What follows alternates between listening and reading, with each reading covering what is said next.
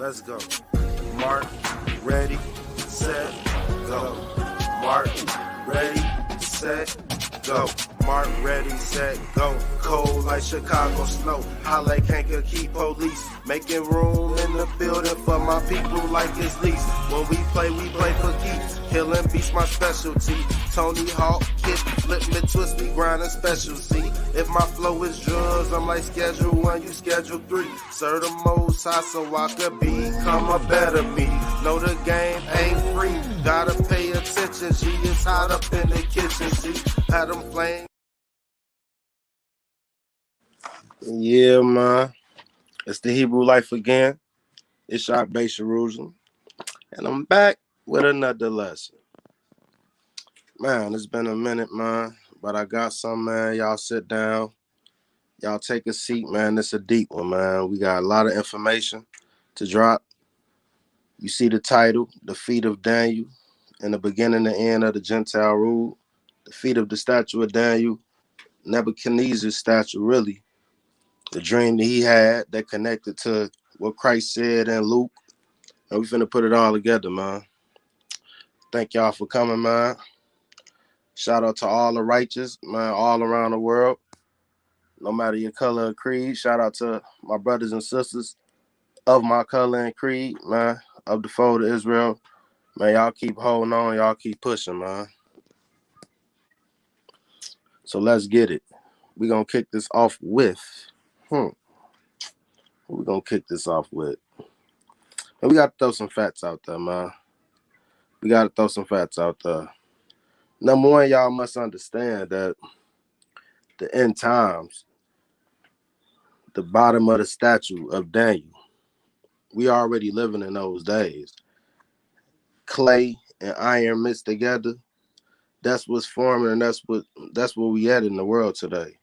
I need people to understand that ever since Nebuchadnezzar had that dream that the world has been in the hands of the Gentiles, in the hands of different kingdoms, that revolves around this statue and this dream that he had.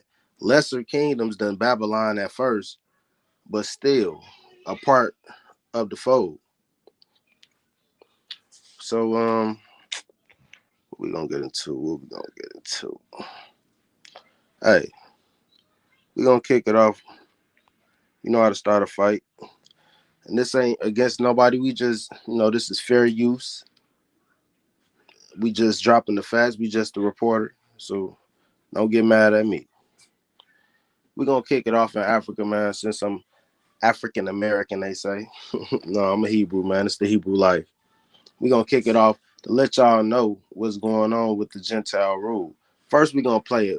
We're going to give y'all a little fact check first. Did you know it? The Britain has, at some point in history, invaded 171 countries. There are only 22 countries that haven't been invaded by Britain.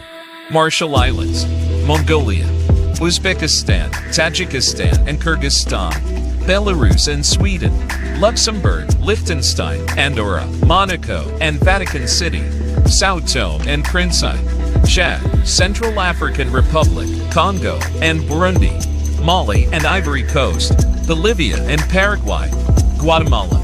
It means the Britain has invaded nearly 90% of the world. Did you know it? An empire is a group of territories ruled by a single state that wishes to control lands outside its borders. The British Empire rose in the 16th century and included large parts of North America and Africa, Australia and India. During the Age of Discovery, England had the wealth to explore and invest in building colonies overseas to obtain valuable materials like metals, sugar and tobacco for trade. This in turn gave the country even more money to grow the empire. By 1922 it was the largest empire the world had ever seen. A horrific and unfortunate part of the history of the British Empire was its involvement in the trade of enslaved people. The British Empire began to collapse after the First World War when there was a feeling of nationalism sweeping the globe whereby countries should have the right to be independent. By the time the British Empire fell, it had truly left its mark on the world. In today's context, do you think Putin could use Russian power technology and weapons to form an empire in Europe? Make sure you... Y'all seen them, man. Y'all probably wonder how can such a small country in Europe Checking on my kids. All right, how can such a small country in Europe evade so many countries? So, I mean, this go all the way back to Alexander. This go all the way back to Caesar. From George Washington face being on the coin to Caesar face being on the coin. We got to render the Caesar with Caesars and render the Most High with the Most Highs. This system and this world ain't going to pass. This generation not going to pass until the end of the Gentile rule come and a new kingdom is set up.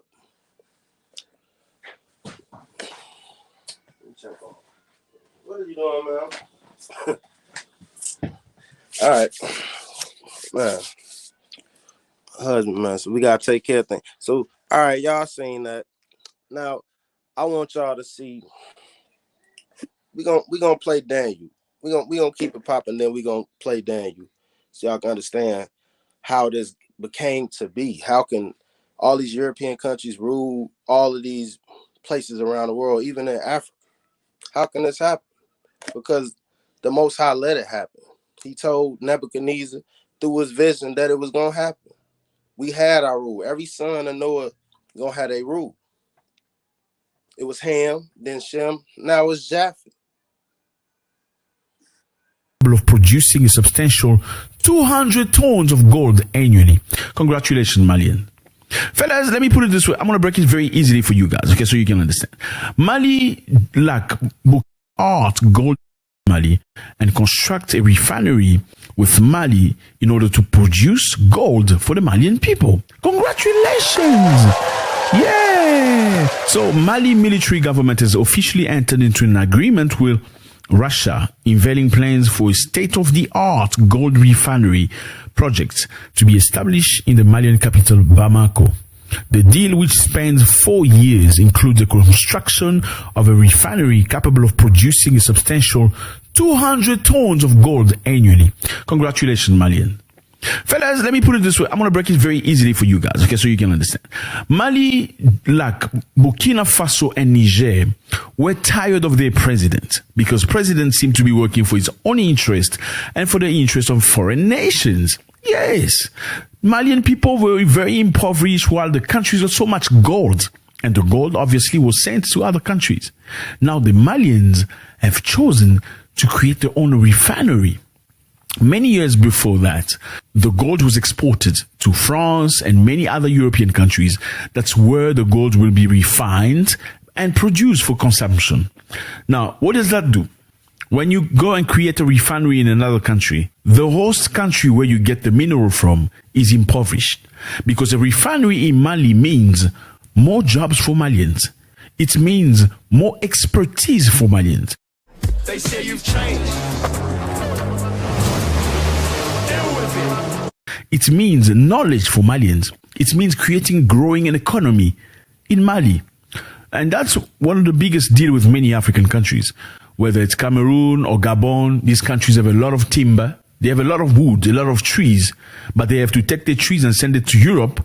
That's where the trees are going to be refined. Is that acceptable? It's not. Then at the end of the day, they have to order furniture coming from Dubai.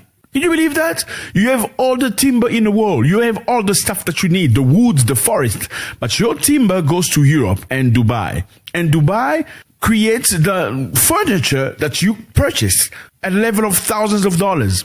I mean, is that stupid or is that anything different? I don't know. You tell me. Now, the problem of many African countries, whether they produce gold or diamonds or lithium, oil, any other thing, they do not have refineries where they can, actually finish their product and export.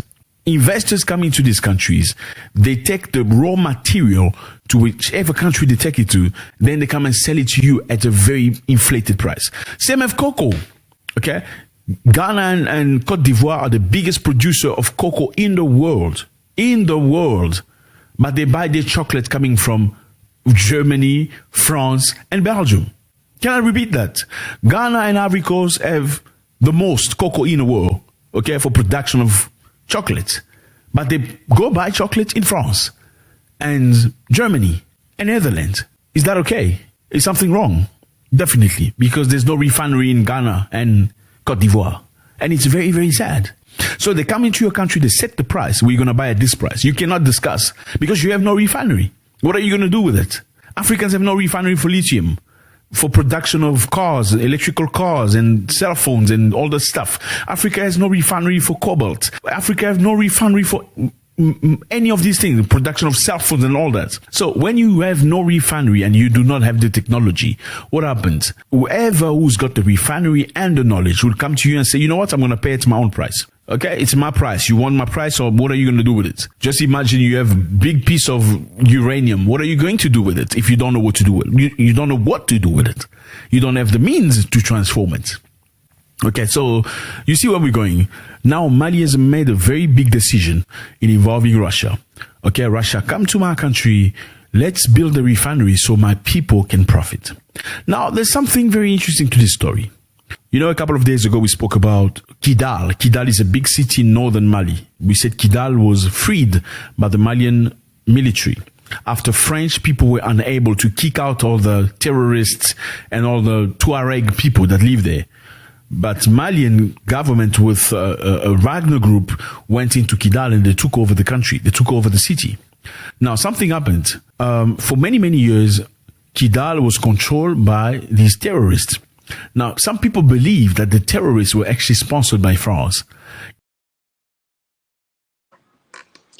Y'all seen it, man. Y'all heard it from an African brother who told y'all that they have the resources, but they don't make the final product, which is not benefiting them.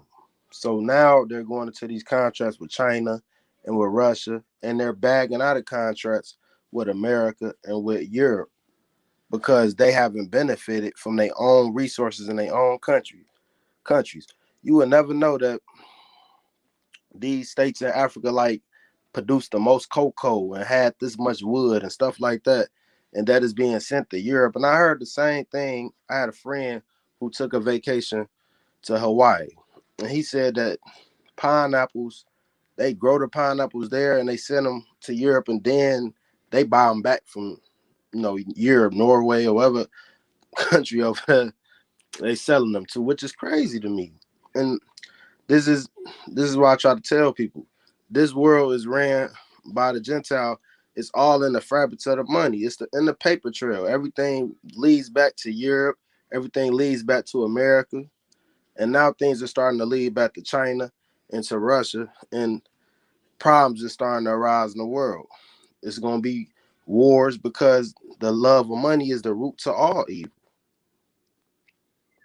Every conqueror in the last 2,000, 3,000, 4,000 years, 5,000 years has been Caucasian, Spanish, European, Middle Eastern, from China like Genghis Khan, from Mongolia, all these different things. They haven't came from a great power hasn't came from Africa or from Israel in a long time.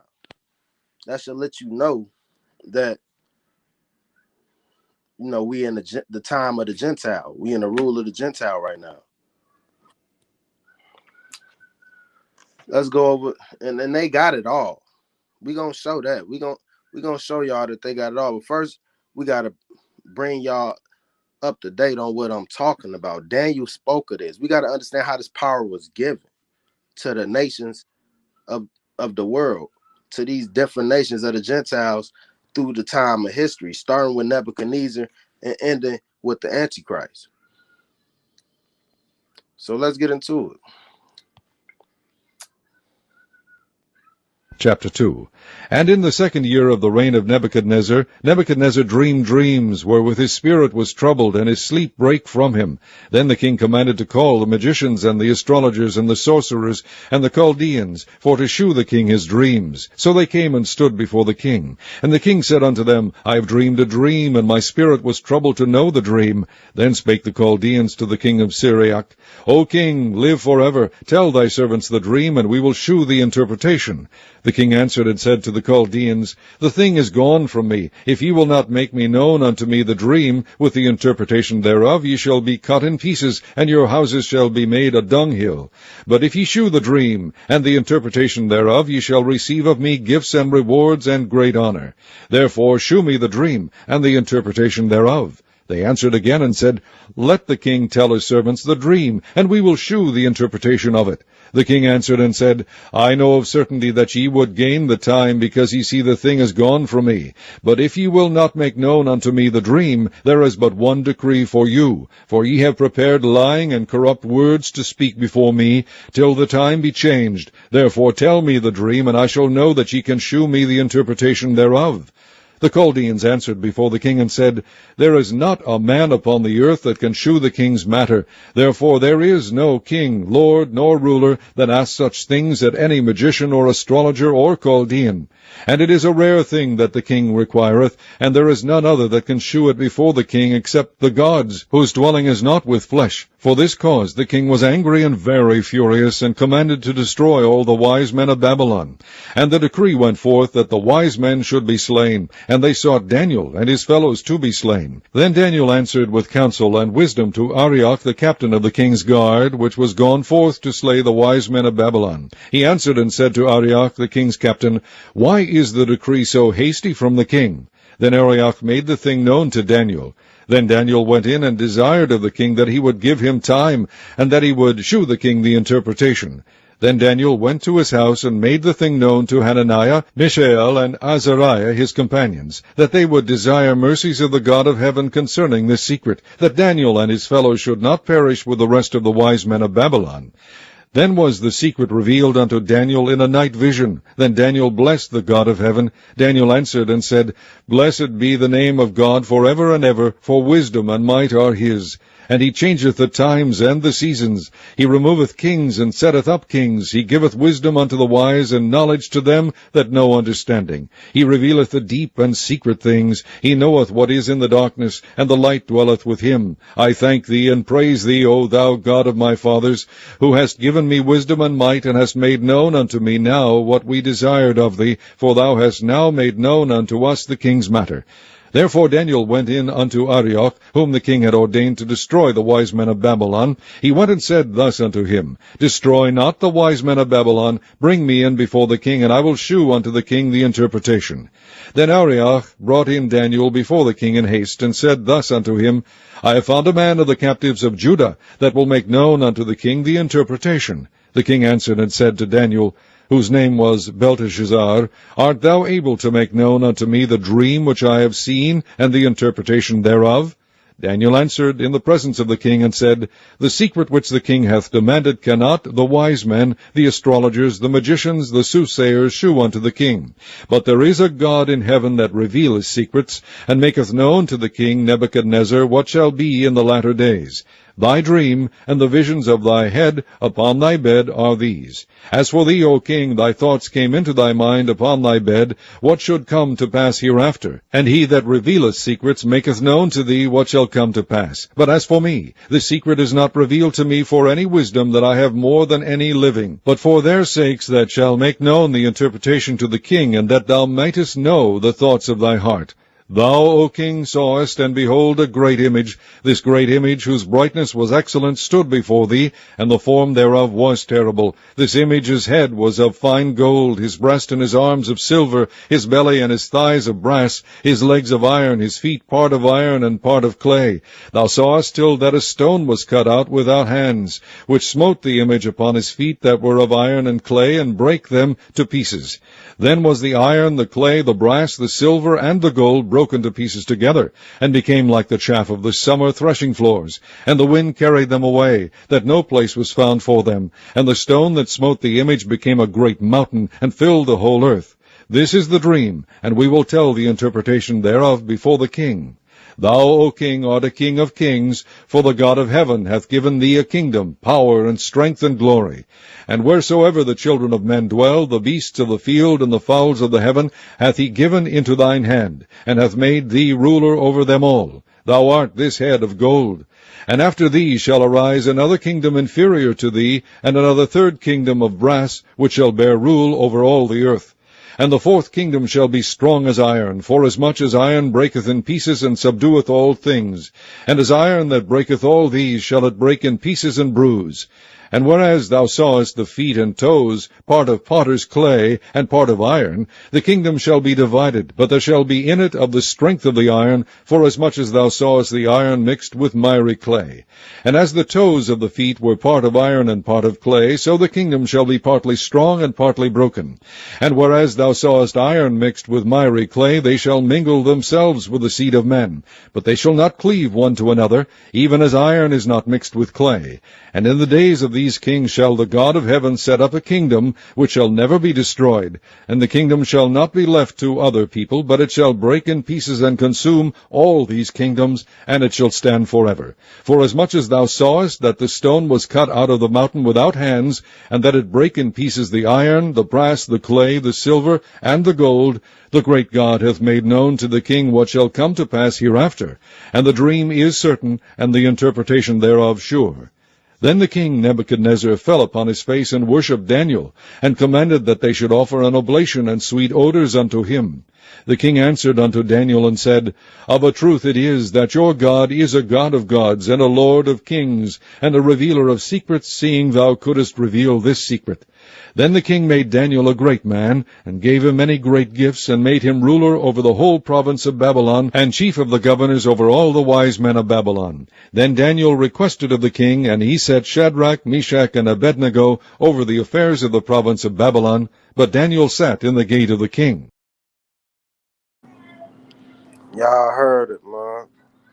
It's so much that happened because you got Daniel, who was in captivity in Babylon. His name was changed to Belteshazzar. We got to understand our fight out here. We got to understand our fight out here because he had no power besides the power the Most High gave him to tell that vision to Nebuchadnezzar. Nebuchadnezzar was asking for something that couldn't be given. He was asking for a vision to be told to him that he didn't even remember. And we gotta, and that's how crazy it was, and that's how powerful the Most High is. They could tell somebody a vision that they forgot through his prophet. And this vision he had was the telling of all the kingdoms likened to his, from strongest to weakest. And this is what the statue represented.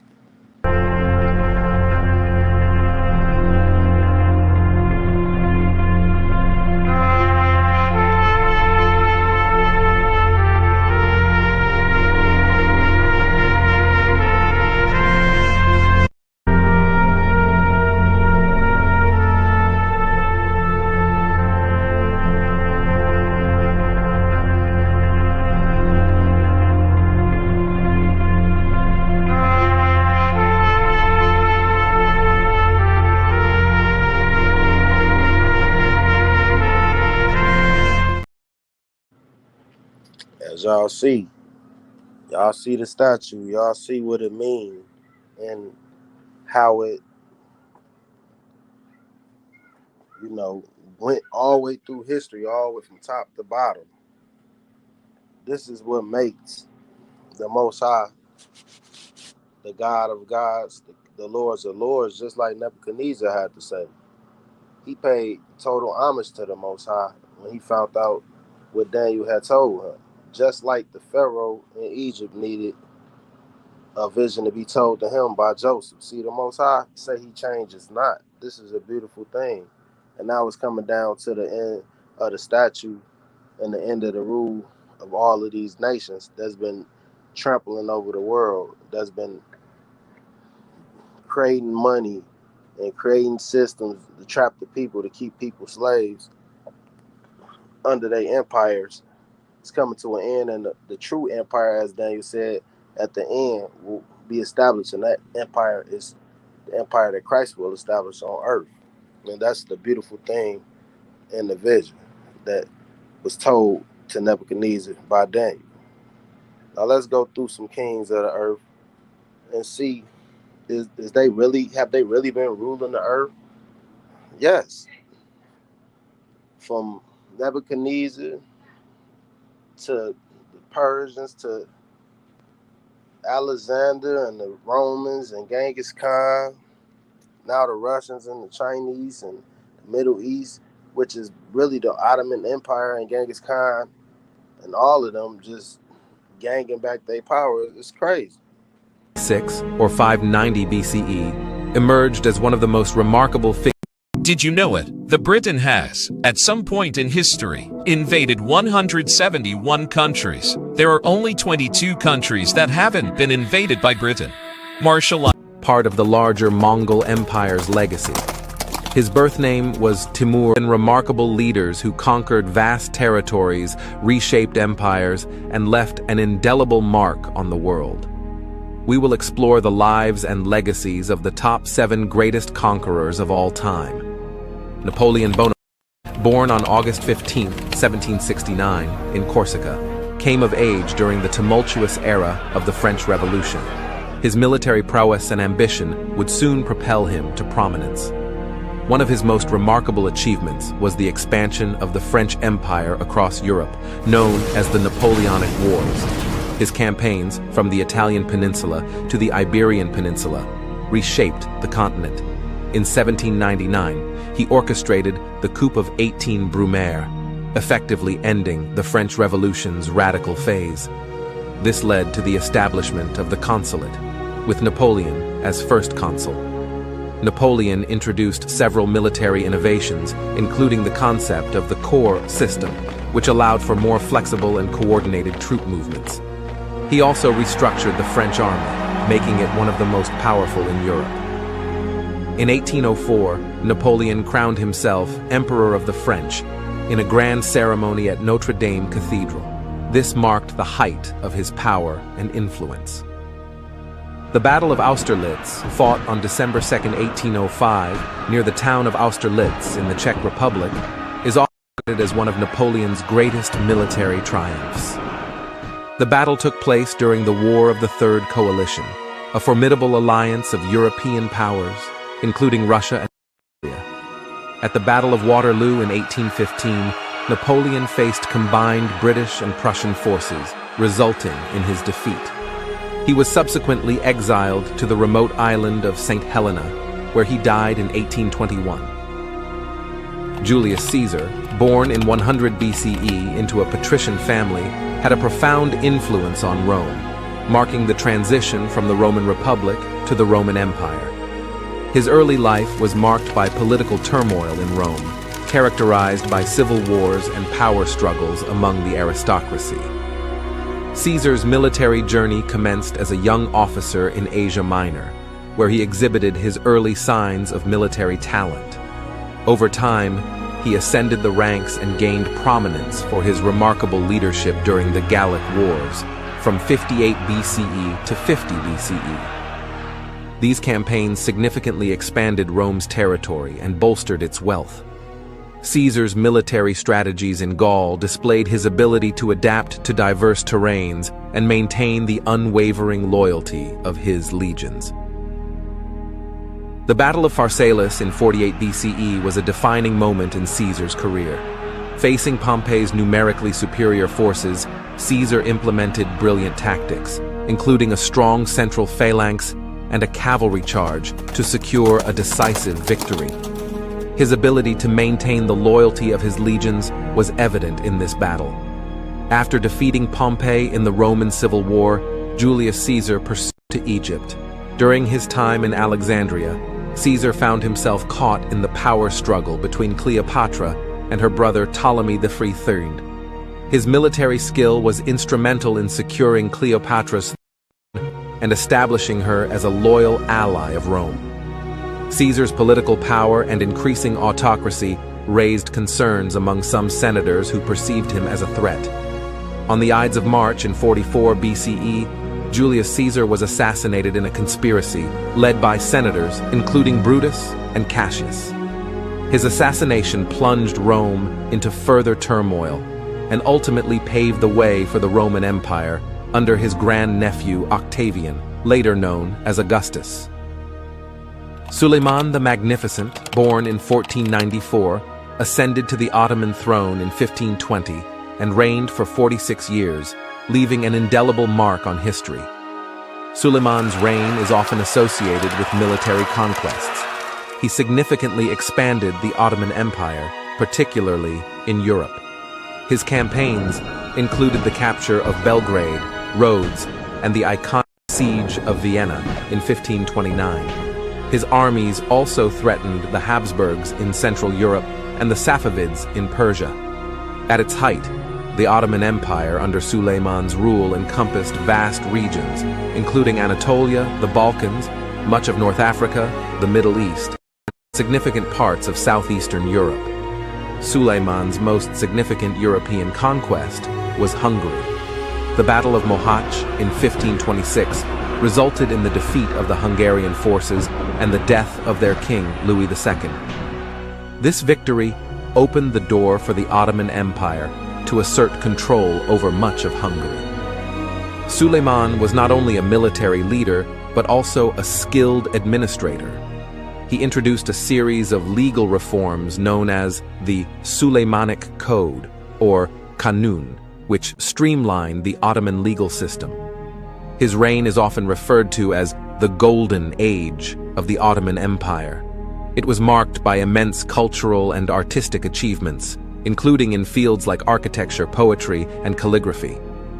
Suleiman the Magnificent died on September 7, 1566, during the siege of Sigedvar, a fortress in present-day Hungary.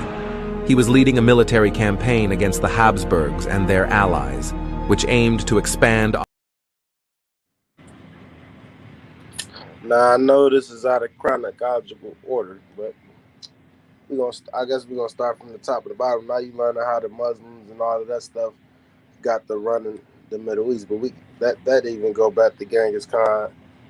We're gonna bring it back from where we at today all the way right before Nebuchadnezzar lost his power, because I played it out of chronological order. We're gonna get it straight. Part of the larger Mongol Empire's legacy. His birth name was Timur Gurkhani. The Timurid Empire, under the leadership of Timur, spanned across Central Asia, encompassing regions from modern-day Uzbekistan to as far west as Anatolia, Turkey, and as far south as northern India. Timur emerged as a powerful military leader in the 1360s, gradually consolidating his control over Central Asia and Persia. His campaigns were marked by ruthless efficiency and brutality. In 1398, Timur led a devastating campaign into northern, sacking Delhi and causing widespread destruction. It's estimated that his forces killed thousands, leading to one of the bloodiest episodes in Indian history. Timur often used psychological warfare, spreading fear among his enemies by employing horrific tactics like building pyramids of skulls from his slain foes. He was a master of strategic deception, using false retreats to draw enemy forces into traps. He also utilized war elephants, archers on horseback, and artillery effectively. One of Timur's most famous battles was the Battle of Ankara in 1402 against the Ottoman Sultan Bayezid I. Timur's forces, though outnumbered, employed clever tactics, including the use of war elephants, and managed to defeat the Ottoman army.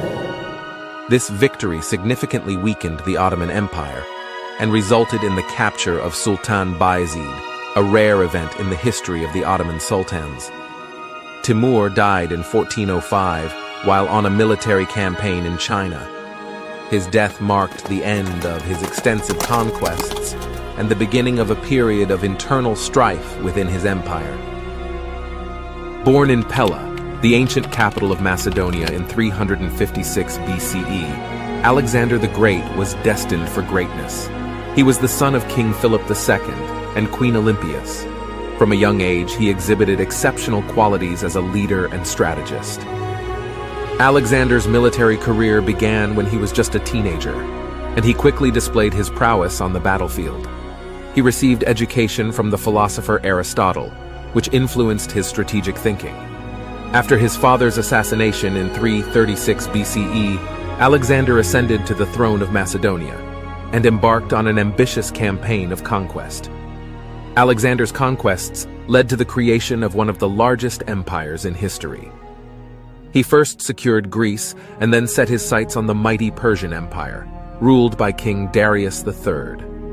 In 334 BCE, he initiated a series of campaigns known as the Persian Wars, decisively defeating Darius at the Battle of Issus in 333 BCE. Alexander continued his eastward march, conquering the vast Achaemenid Empire. He reached as far as India, winning battles against formidable opponents like King Porus at the Battle of the Hydaspes River. Alexander's empire stretched from Greece to Egypt and across the Middle East to India. His military strategy, known for its speed and adaptability, is still studied today. He founded numerous cities, many of which bear his name, including Alexandria in Egypt. Alexander the Great died in 323 BCE in Babylon, under mysterious circumstances, at the age of 32. His death marked the end of an era and triggered the division of his empire among his generals, known as the Diadochi. As a young man, Genghis Khan, born with the name Temujin, displayed exceptional leadership skills. He united several Mongol tribes, a feat never achieved before. This unification of the Mongols marked the first step toward creating a powerful and unified Mongol nation. The Mongol Empire, under the leadership of Genghis Khan and his successors, stretched from Eastern Europe, including parts of modern-day Russia, Ukraine, and Hungary, to the Middle East, encompassing Persia, Mesopotamia, and Anatolia. It also extended into Central Asia, China, and the Korean Peninsula. This immense empire became the largest continuous land empire in history, covering approximately 22% of the world's total land area at the time. Genghis Khan was a military genius, known for his innovative tactics and strategies. He organized his armies into a disciplined and mobile force, utilizing cavalry and siege warfare techniques that made them nearly invincible. Genghis Khan's rule brought a period of relative peace and stability known as the Pax Mongolica. The empire facilitated cultural exchanges and trade along the Silk Road, connecting east and west. His reign allowed for the free movement of people, ideas, and goods across vast territories. His legacy is immense. He left behind an empire that would be expanded upon by his successors, including his grandsons Kublai Khan and Hulagu Khan. Genghis Khan died in 1227, but the exact circumstances of his death remain a mystery. He was buried in an unmarked grave, in accordance with Mongol tradition, to keep his final resting place hidden. His empire was divided among his sons and grandsons, leading to the establishment of various khanates. As we conclude our journey through the annals of history, we've delved into the lives and legacies of 7 remarkable Yeah, y'all seen it, man. It's been a lot, man. Been a lot of different conquerors of the world, and you know they've reaped the benefits of that. You know what I'm saying? We're gonna show a few things so y'all can understand their rewards and why they won't.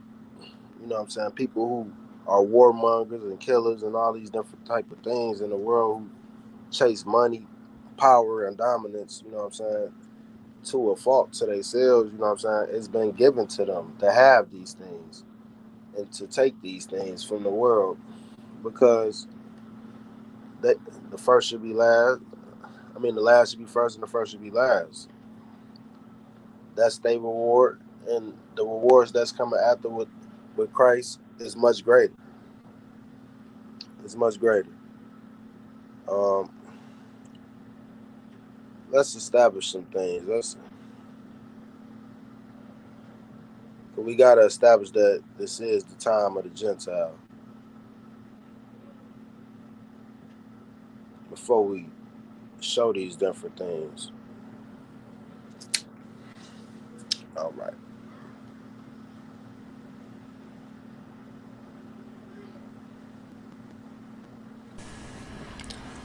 I want to welcome you to BibleStudyMinistry.com. Today's Bible study is Living in the Times of the Gentiles, and it's part of our According to the Bible series.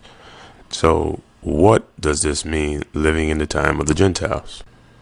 The times of the Gentiles represents a time period in which the Gentiles will rule the majority or all of the earth as we know it. This time period began at a certain point of time. In Luke chapter 21, Jesus tells that the times of the Gentiles needs to be fulfilled before the end of the age will come, or before a change will come in the world dynamics as we know it. So the big question then needs to be asked, who are the Gentiles? Because if the times of the Gentiles needs to be fulfilled, most Christians believe that they are Gentiles. We need to really investigate who are the Gentiles. Genesis chapter 10 tells us that the Gentiles are a family line from the patriarch Japhet, and Japhet was one of the three sons of Noah. If you remember, there was Shem, Ham, and Japhet. The Gentiles are not people who are not Jews. Rather, the Gentiles are European whites or white people or Caucasian people. It's normally thought that if you are not a Jew, you're a Gentile. Well, that is not according to what we read in Genesis chapter 10. How do we conclude that whites or Europeans are the Gentiles today? Well, we ask the question, who rules our world today? The flags below and the images below kind of give us an idea. The European Union, United States of America, Russia, and during the times of Jesus, they referred to their Roman superiors or their Roman officials as the Gentiles. So the Gentiles were ruling at that time period, and they are still ruling the world today. The Gentiles are the main decision makers we have in the world today. It has been this way since King Nebuchadnezzar, when he took over Babylon, and from that time period, the Gentiles have been the major decision makers when it comes to world events and world politics and many other different aspects of life. The Gentile rulership has been prophesied to be intact from the period starting with Nebuchadnezzar until the end of the age or the world. It's been written that everything has been given to the Gentiles. They have control over the animals, even the animals of the field. Everything is under their rule until the end of the age. When is the end of the age? The end of the age is when Jesus Christ, the Messiah, returns to the earth. This is written in detail in the books of the prophets in the Bible, but more specific in Daniel chapter 2 and also in Daniel chapter 7. Daniel breaks down the king's dream, Nebuchadnezzar's dream. He had a dream, and it clearly walks us through the history of the world, starting from the Gentile rulership, which was King Nebuchadnezzar.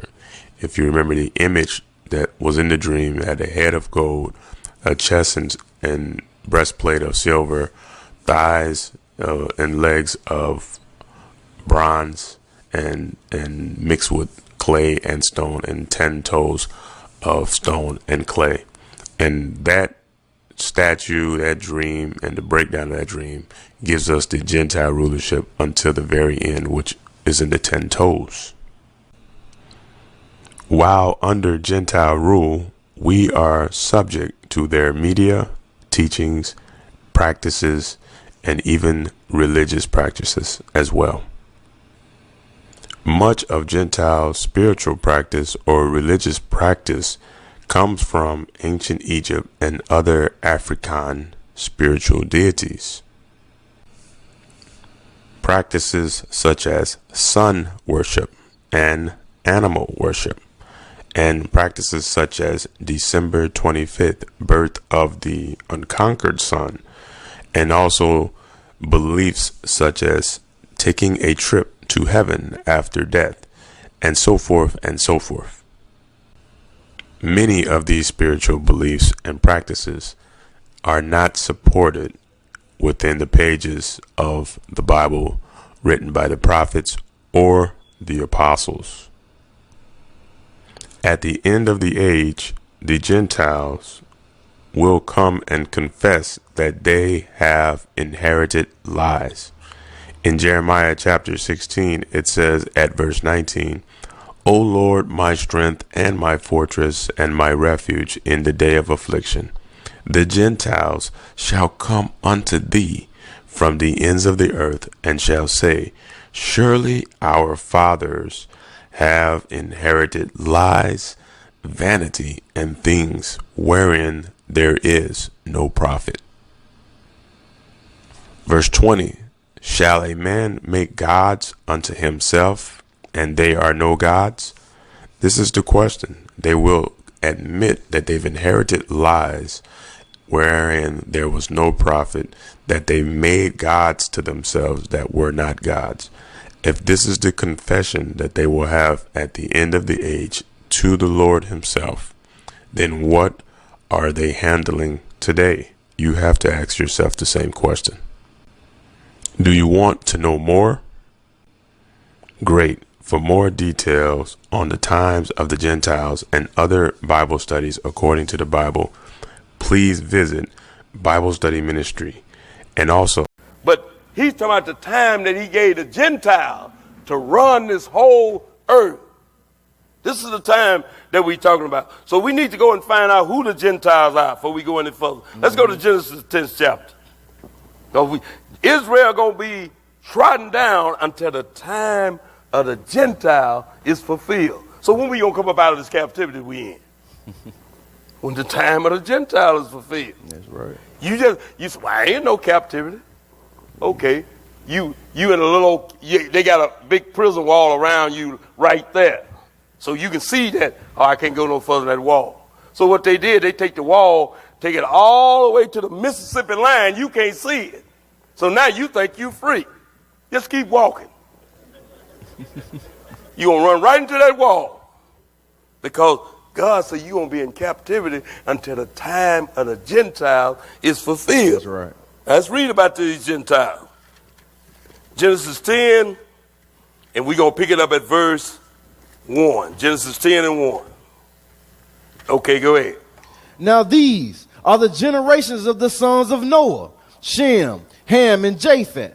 And unto them were sons born after the flood. Now these are the boys that overpopulate the earth, because Noah didn't have no more kids after these guys. Right. These are the ones, you got to come out of one of these boys, because they were the one that produced the generation after that. Go ahead. The sons of Japheth. Now this is Japheth. Go ahead. Gomer and Magog and Madai and Javan and Tubal and Meshach and Tyrus. And the sons of Gomer, Ashkenaz and Riphtah and Togarmah. And the sons of Javan, Elisha and Tarshish, Kittim and Dodanim. By these were the isles of the Gentiles divided in their lands, everyone after his tongue, after their families in their nation. Now, when somebody said that to you, we the Gentiles, well, which one of these groups you out? But the Gentiles come out of Japheth, which are Europeans. These are what we call white people. That's who the Gentiles are. And I hear preachers got way more, I ain't gonna say sense, they got more knowledge than me about certain things. They still walking around big preachers on TV. Oh, we the Gentiles. I said, why you just can't open this book up and read who the Gentiles are? Right. See, they don't have a clue that when you read this book, they don't know that the story followed Israel. When Israel in the Old Testament, who was they around? They were around Ham. But you don't even see the mention of the Gentiles in the Bible. But then when they came in the New Testament, who was the Gentiles around? I mean, who was the Jews around? Israel was around the Gentiles. They ain't paid attention to this story.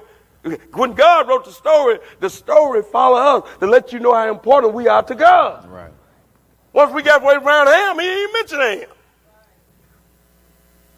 But you know Ham was still in existence. Right. That's why we should kind of straighten up our act if God thought that much of us. That's right, bro. He don't think too much of y'all now. What verse was that? 5? So the Gentiles are the Europeans. So let's go to Jeremiah. Let's see what God... See, God gave each one of Noah's sons an opportunity to kind of run this world. He started with Ham. In the Old Testament, you see when Pharaoh, Egypt, the sun set in Egypt. Everything was down in Egypt. Matter of fact, he sent Joseph down in Egypt because Pharaoh was running. Ham was in charge. Right. And that's how they get us mixed up. We were just down there with some more black people that looked like us. Mm-hmm. And one popped out to be president of the United States. But it wasn't us. It was Ham. You know, and all of a sudden we got into the little thing, and then now he went to Shem. When Israel came up out of Egypt, now they was kind of in charge. Because they said, you see, when they came out, they took all the land of Ham. Right. And they was in charge until we got ugly, got big, got a little money in our pocket, and we got so big that we fired Jesus. So we want a king. Mm-hmm. Told Samuel, we want a king. Get rid of. We don't like that God we can't see. But you winning all the battle. You can go out and sing and kill up a whole army. But you want another king.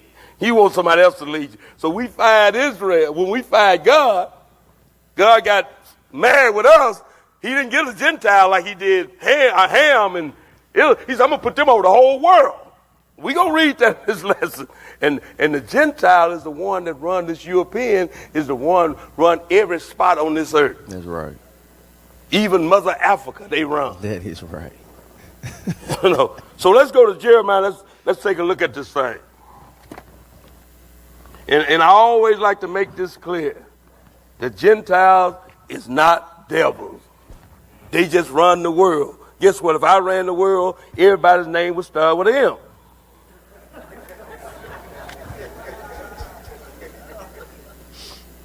So they ain't did no more than nobody else would do. You ran the world, stuff gonna fit you. You think I'm gonna put you on my money if I ran the world? Who I'm gonna put on my money? I'm gonna put Melvin on there. I wouldn't be on no $20 bill. I'm on a $50,000 bill.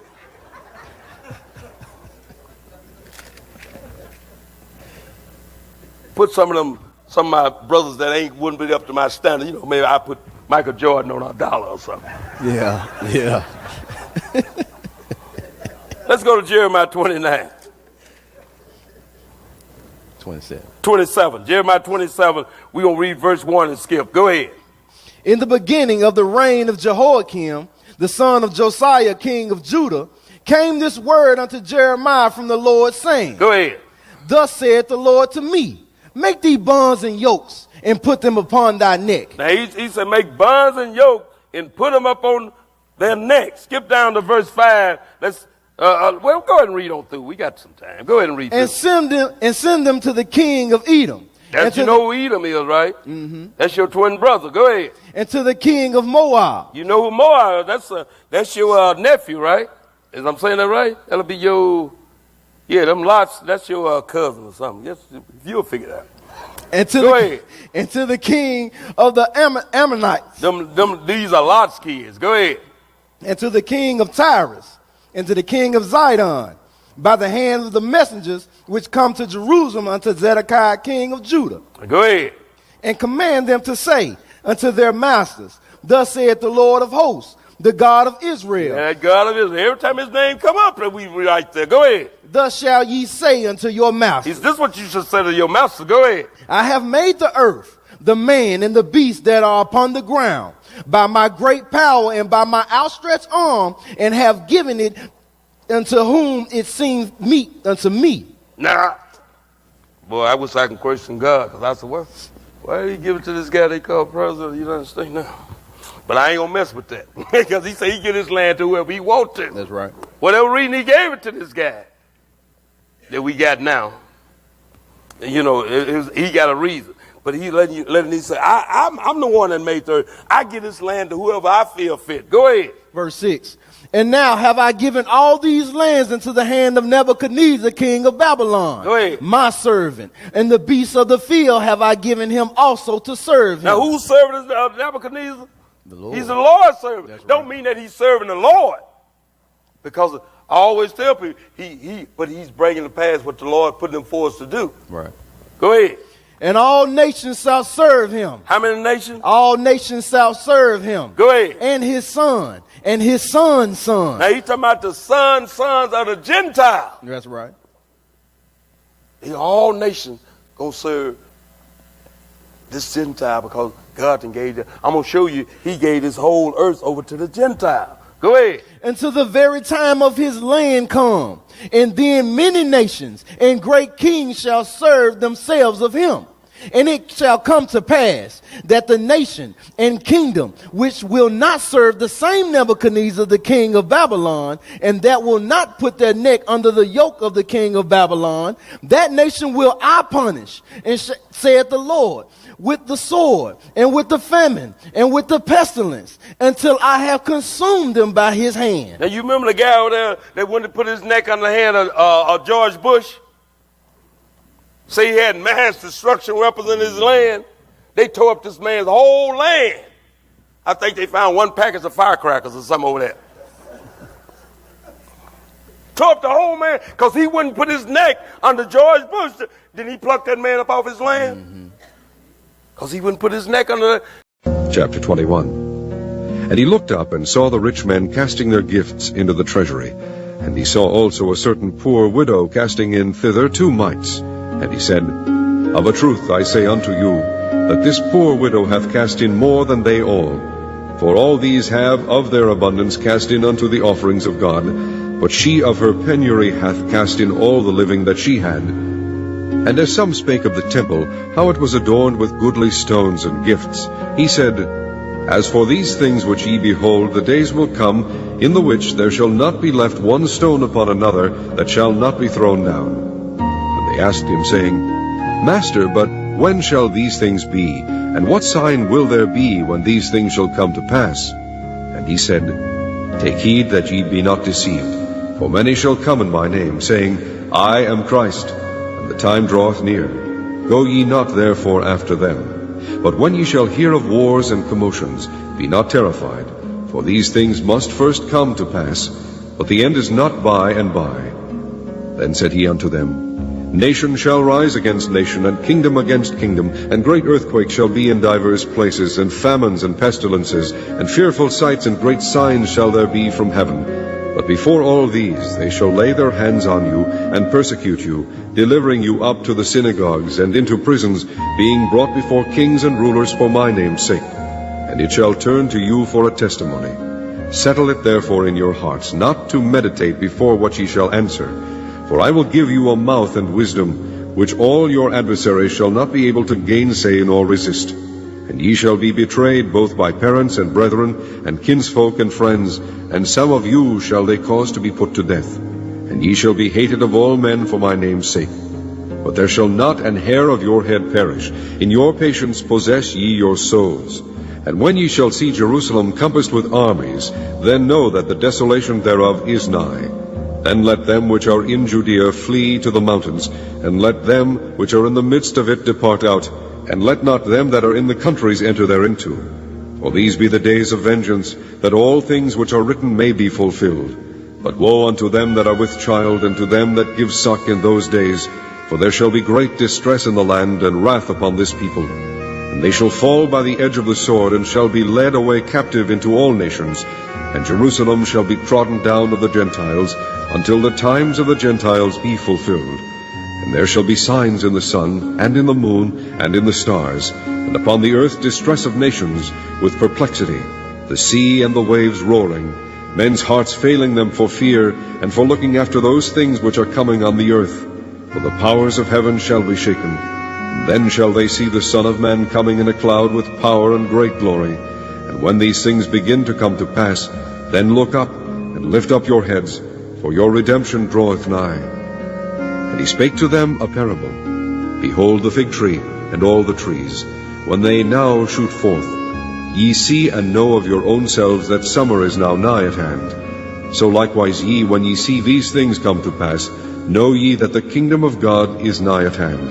Verily I say unto you, this generation shall not pass away till all be fulfilled. Heaven and earth shall pass away, but my words shall not pass away.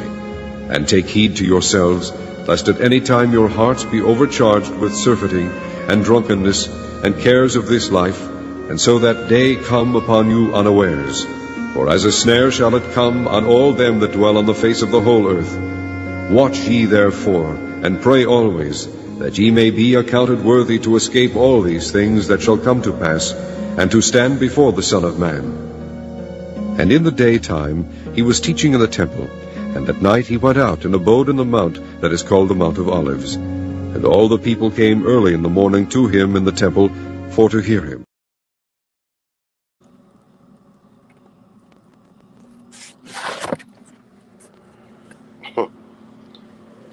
Y'all heard what Christ said, man. We getting down to the end, man. If anybody want to tune in, and we could dialogue, because it's a lot of twists and turns to this, how this thing could go. You know what I'm saying? That's why I would love to dialogue about it.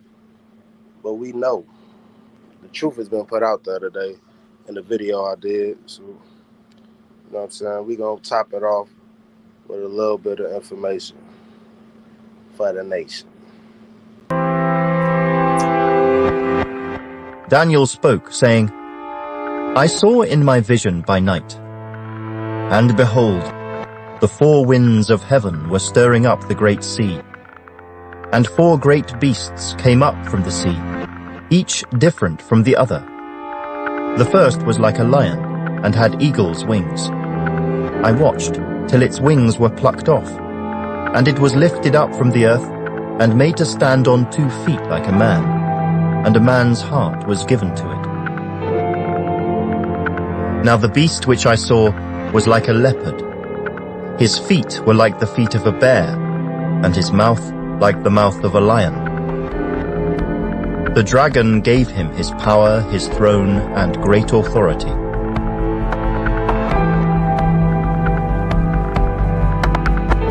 For when they say, peace and safety, then sudden destruction comes upon them, as labor pains upon a pregnant woman.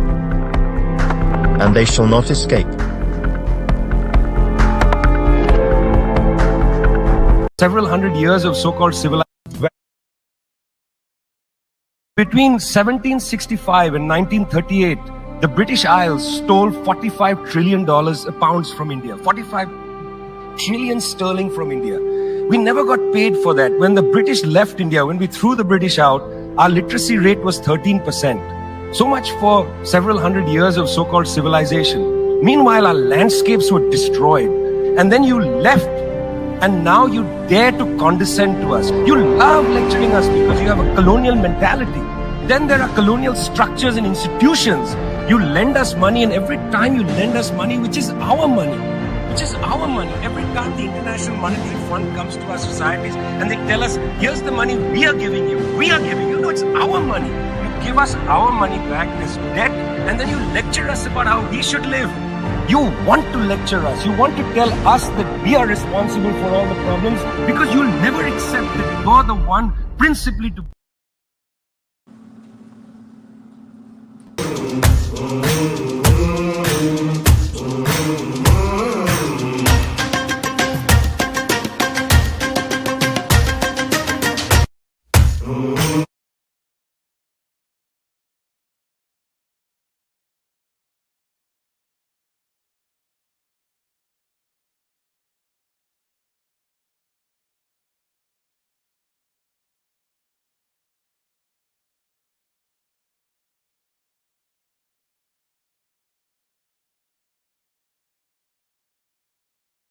Looking for an easier way to get that LLC next to your business name? Say hello to Taylor Brand.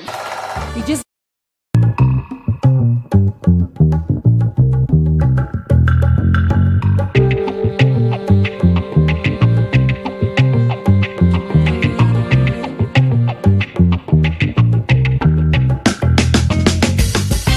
I think your stats said if you were going to do an Italian job on this place, you'd need 4,000 minutes. That's right, yeah. It's incredible to look at, but it doesn't do anything. Why is it so valuable? Partly because it's rare, so it's in limited supply, you can't keep making it.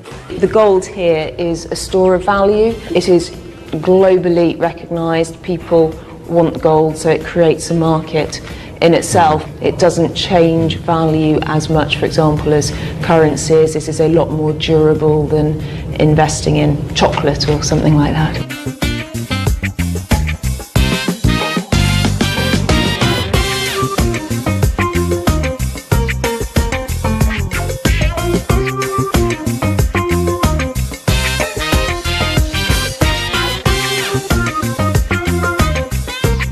What would this be worth, roughly? £475,000 at today's market price. All right, well that'll sort the mortgage.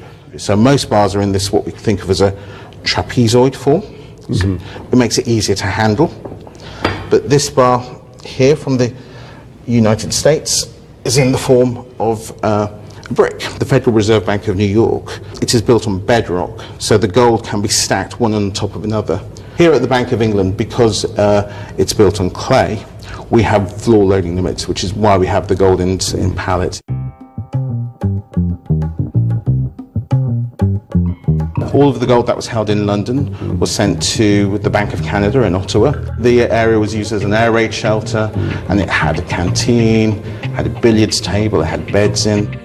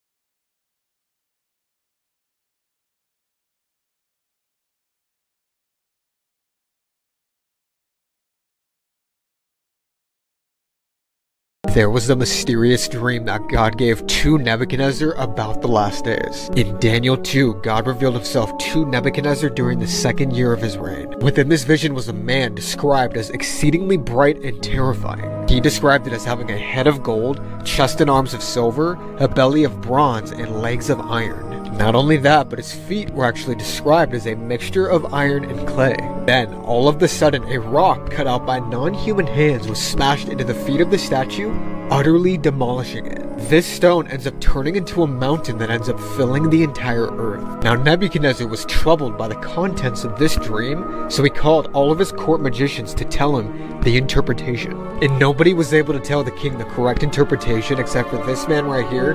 His name was Daniel. And what Daniel reveals to this king is absolutely nuts. Follow. Yeah, man. I appreciate y'all coming along with me. You know, it's been a good one. Y'all like, subscribe, share. Tell them like, share. Gosh, she can't talk yet. But she gonna tell y'all when the time comes. Y'all tell a friend to tell a friend, man. I dropped some facts, you know what I'm saying? We not done. We gonna keep dropping facts. Y'all willing, I'll see y'all on the Shabbat. And I have something great ready for y'all then, man. All praise to the Most High for letting me bring this message to y'all. And it's been a good one, man. I'm Beis Jerusalem. This is the Hebrew life. Shalom, man. Shalom. Peace. Let's go. Mark, ready, set, go. Mark, ready, set, go. Mark, ready, set, go. Cold like Chicago snow. Holla can't keep police. Making room in the building for my people like it's lease. When we play for keeps. Killing beats my specialty. Tony Hawk, kick, flip me, twist me, grinding specialty. If my flow is drugs, I'm like schedule 1, you schedule 3. Serve the most high so I could become a better me. Know the game ain't free. Gotta pay attention. She is hot up in the kitchen. She had them playing.